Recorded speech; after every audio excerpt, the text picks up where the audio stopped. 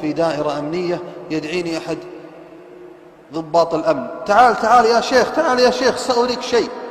قلت: أنا مستعجل. قال: سأريك شيء، تعال. قلت: وش الخبر؟ قال: القصة اللي حدثت قبل أيام. قلت: خير؟ قال: منطقة قريبة من هنا طلبوا الجيران منا نقتحم البيت، فاقتحمنا البيت وكانت المفاجأة. قلت: وش اللي صاير؟ أقفل على نفسه وجلس الشيبة ينتظر الموت، لأنه لم يبقى عنده طعام.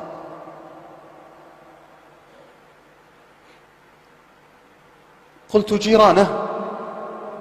قال: ما حد داري عنه. قلت: عساكم لقيتوه قبل ما يموت؟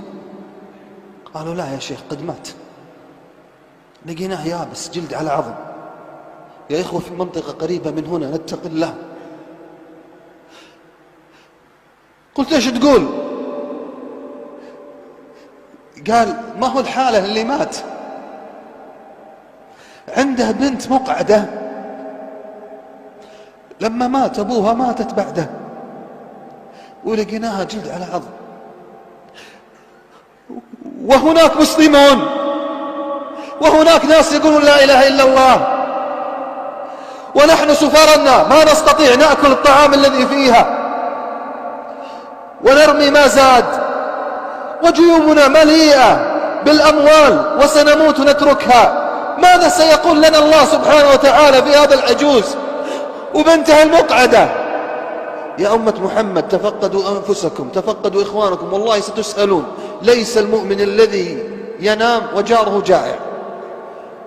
دق البيوت بتشوف فضائح، ناس ساترهم الله عز وجل بستره ينتظرون الموت أو يبقون مع الجوع. أنت نفسك تعرف كم الغلاء اليوم، كم يكفيك في الشهر، فما بالك بالذي ما يجد شيئا.